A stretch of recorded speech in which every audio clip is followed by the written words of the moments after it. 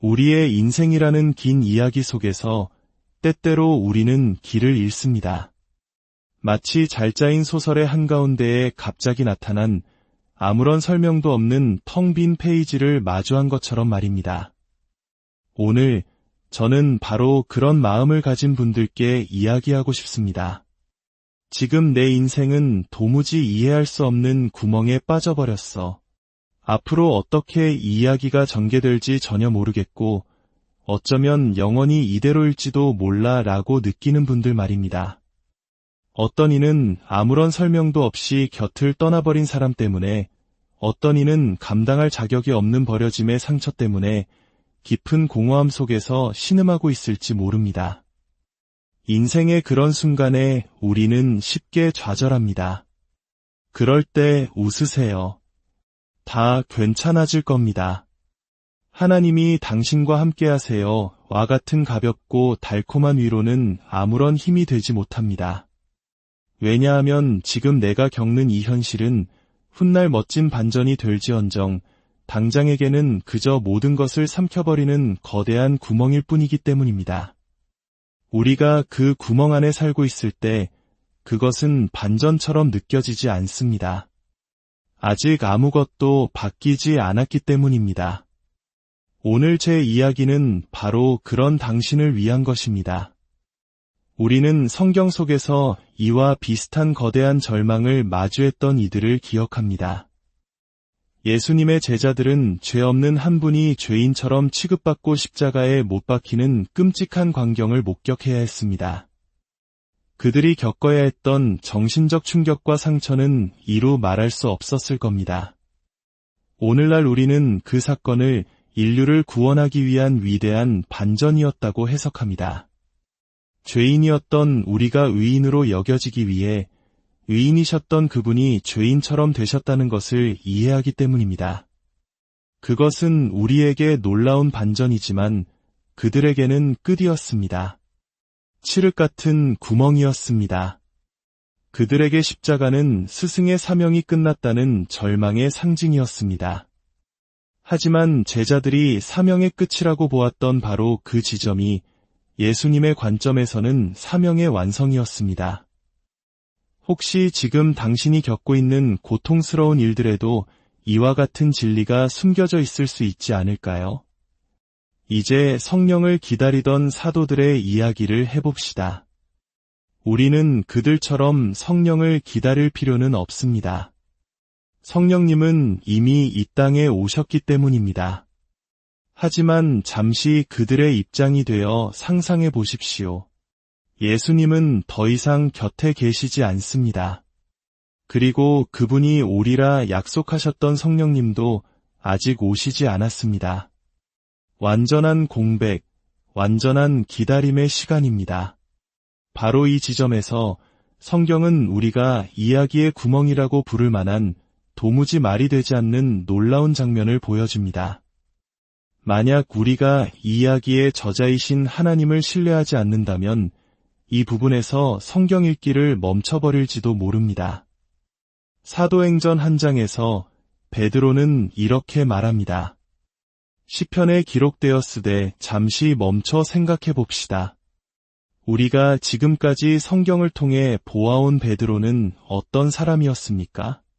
그의 인생 가장 어두웠던 순간 예수님께서 십자가에 달리시기 전 그는 사람들의 시선이 두려워 스승을 모른다고 저주하며 부인했던 사람입니다.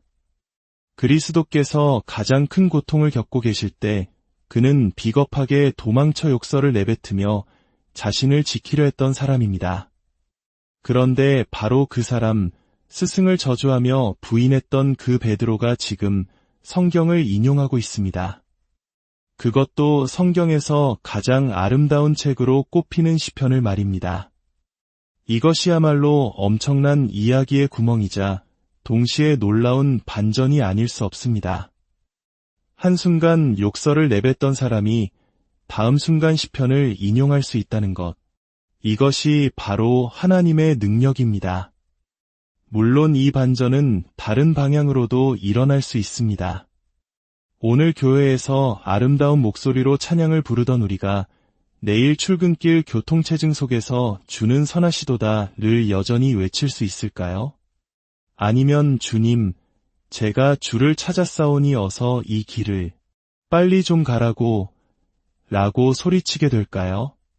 그리스도인답게 행동하지 않는 그리스도인, 그리고 죄인처럼 살던 사람이 성인처럼 행동하기 시작하는 것. 이 모든 것이 우리 삶의 이야기의 구멍들입니다. 하지만 베드로의 변화는 우리에게 선포합니다. 당신은 변할 수 있습니다.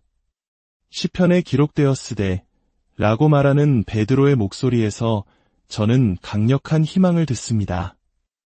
예수님을 저주했던 그가 성경을 인용하기 시작했다면 오늘 이야기를 듣고 있는 모든 이에게 희망이 있습니다.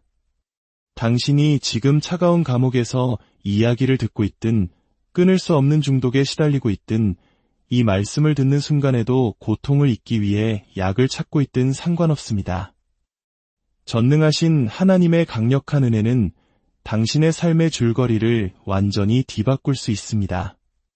그분은 당신을 깊은 구덩이에서 건져 올리실 것입니다.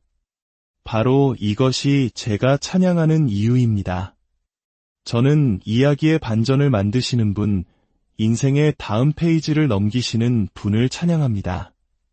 한순간 욕설을 하던 저를 다음 순간 말씀을 전하는 자로 세우시는 그분을 찬양합니다.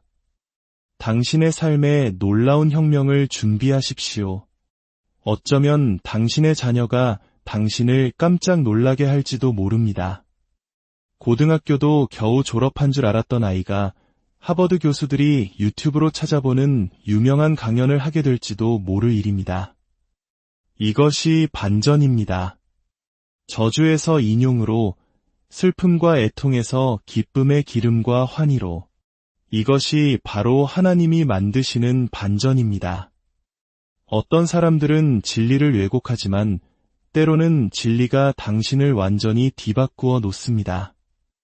예수님께서 이 땅을 떠나 귀한 성령님을 보내시기 전 베드로에게 이렇게 말씀하셨습니다. 내가 돌이킨 후에 놀랍지 않습니까? 베드로는 아직 실패하지도 않았습니다. 주님은 그의 실패가 일어나기도 전에 그의 회복을 먼저 예언하고 계셨습니다. 이 사실이 당신에게 어떤 의미로 다가옵니까? 당신의 과거 실패에 대해 어떤 마음이 드십니까? 이제 당신의 미래에 대해 조금은 더 나은 기분을 가져도 좋습니다. 하나님은 당신의 미래에서 당신의 실패를 이미 보셨고 그럼에도 불구하고 지금 당신과 함께하고 계시기 때문입니다. 우리 삶에서 이야기의 구멍처럼 느껴지는 순간들을 위해 우리는 이 진실의 심장부를 이해해야 합니다. 어쩌면 당신은 오랫동안 술을 끊고 잘 지내다가 어느 날 밤 한 번의 출장길에서 무너졌을지도 모릅니다. 어쩌면 당신은 사람들에게 친절을 베풀면 친절로 돌려받을 것이라 믿었지만 현실은 그렇지 않았을지도 모릅니다. 물론 우리는 예수님의 이야기를 통해 이미 알고 있습니다. 그분은 선한 것만을 주셨지만 악으로 돌려받으셨고 그 악에 대해 다시 친절과 은혜로 갚으셨습니다. 예수님의 이야기 속에서는 이 사실을 이해하기가 쉽지만 막상 내 자신의 이야기 속에서 이 진리를 받아들이기는 얼마나 어려운지요. 당신은 지금 반전의 한가운데를 살고 있지만 그것이 구멍처럼 느껴질 뿐입니다. 당신은 지금 새로운 시작을 경험하고 있지만 그것이 끝처럼 느껴질 뿐입니다. 기억하십시오. 모든 새로운 시작은 어떤 다른 시작의 끝에서 비롯됩니다. 베드로는 시편의 두 구절을 인용합니다. 그는 앞으로 나아가기 위해 과거의 말씀으로 돌아갔습니다. 때로는 우리도 앞으로 나아가기 위해 뒤를 돌아보아야 합니다. 그는 저 멀리 다윗의 시대까지 거슬러 올라가 시편 69편 25절을 인용합니다. 그들의 거처가 황폐하게 하시며 그들의 장막에 사는 자가 없게 하소서. 다윗은 부당하게 왕좌를 차지한 자를 향해 이렇게 외쳤습니다. 즉, 잘못된 자리에 있는 잘못된 사람들을 제거해 주십시오라는 기도입니다. 우리 삶에도 이런 기도가 필요하지 않습니까? 잘못된 친구, 잘못된 연인, 잘못된 조언자들을 원하지 않습니다. 하나님께서 나를 돕기 위해 보내시는 사람들을 밀어내는 어리석음을 범하고 싶지 않습니다. 바로 그때 베드로는 자신의 이야기의 구멍 앞에 서 있었습니다. 나는 성령을 기다리고 있다. 나는 예수님의 십자가 앞에서 용기를 내지 못한 실패자야. 하지만 그는 성경을 인용하며 그 말씀을 자신의 삶에 적용하기 시작합니다. 그리고 두 번째 구절을 보십시오. 그의 직분을 타인이 취하게 하소서. 이것은 시편 109편 8절의 말씀입니다. 베드로는 가룟 유다의 자리에 대해 이야기하고 있지만 원래 다윗은 전혀 다른 상황에서 이 시를 썼습니다. 그러나 놀랍게도 이 시편들은 위로운 고난받는 자, 즉 예수 그리스도를 예표하는 시편으로 알려져 있었습니다. 따라서 이 말씀들은 예수님을 가리킬 뿐만 아니라 동시에 베드로 자신의 상황도 가리키고 있었던 것입니다. 이것이 우리에게 주는 교훈은 이것입니다. 하나님께서는 당신의 지금 이 순간의 상황을 위한 오래전부터 준비된 말씀을 가지고 계십니다. 그의 직분을 타인이 취하게 하소서. 이 기도는 단지 주님, 제 삶에서 잘못된 것들을 제거해 주십시오에서 그치지 않습니다. 우리 삶에서 어지러운 생각들, 잘못된 가치관, 더러운 습관, 추악한 생각들, 우리를 쇠사슬에 묶어두는 모든 것들을 하나님께서 치워주시기를 얼마나 원하십니까? 베드로는 여기서 한 걸음 더 나아갑니다. 그는 제거할 것을 제거해 주시고 또한 채워져야 할 것을 채워주소서라고 기도하고 있는 것입니다. 다른 사람이 그의 리더십의 자리를 차지하게 하소서. 채워져야 할 것을 채워주십시오. 이것이 바로 오순절 날에 일어날 일이었습니다. 하나님께서는 그들에게 꼭 필요한 것을 채워주실 참이었습니다. 그들에게 필요했던 것은 인간적인 방법이나 자원이 아니었습니다. 그들에게 필요했던 것은 유다가 예수님을 배신하지 않았더라면 하는 과거에 대한 후회나 미련도 아니었습니다. 당신의 마음속에서 그랬더라면 좋았을 텐데라며 과거를 계속해서 수정하는 일을 멈추십시오. 과거는 그렇게 흘러가지 않았습니다. 그들에게 정말로 필요했던 것은 바로 성령의 능력이었습니다. 함께 외쳐봅시다. 내게 필요한 것은 성령의 능력이다. 내게 필요한 것은 성령의 임재다. 내게 필요한 것은 성령의 계획이다. 바로 이 지점에서 당신의 인생은 매우 흥미로워집니다. 베드로는 무엇이 필요한지 정확히 알고 있었습니다. 우리도 이 시기에 하나님께 구해야 합니다. 하나님, 제 인생의 이 계절에 무엇이 꼭 필요한지 보여주십시오. 제 시간을 어디에 써야 하는지, 제 돈을 어디에 써야 하는지, 열매 맺는 관계를 위해 어디에 투자해야 하는지 보여주십시오. 이것은 단지 다른 사람들이 항상 나를 돕게 해달라는 의미가 아닙니다. 제가 누구를 도와야 하는지 보여주십시오. 제가 누구에게 축복이 되어야 하는지 보여주십시오. 제 후회의 쓴맛을 경험의 지혜로 바꾸어 다른 누군가는 저처럼 아파하지 않도록 하는 방법을 보여주십시오. 제게 무엇이 정말로 필요한지 알려주십시오. 사랑하는 여러분, 당신의 인생이라는 이야기 속에 이해할 수 없는 구멍이 나타났을 때 절망하지 마십시오. 그것은 하나님께서 새로운 장을 쓰시기 위한 쉼표일 수 있습니다. 저주를 내뱉던 입술로 시편을 노래하게 하시는 하나님께서 당신의 절망을 희망으로, 당신의 상처를 지혜로, 당신의 공허함을 성령의 충만함으로 바꾸어 주실 것입니다.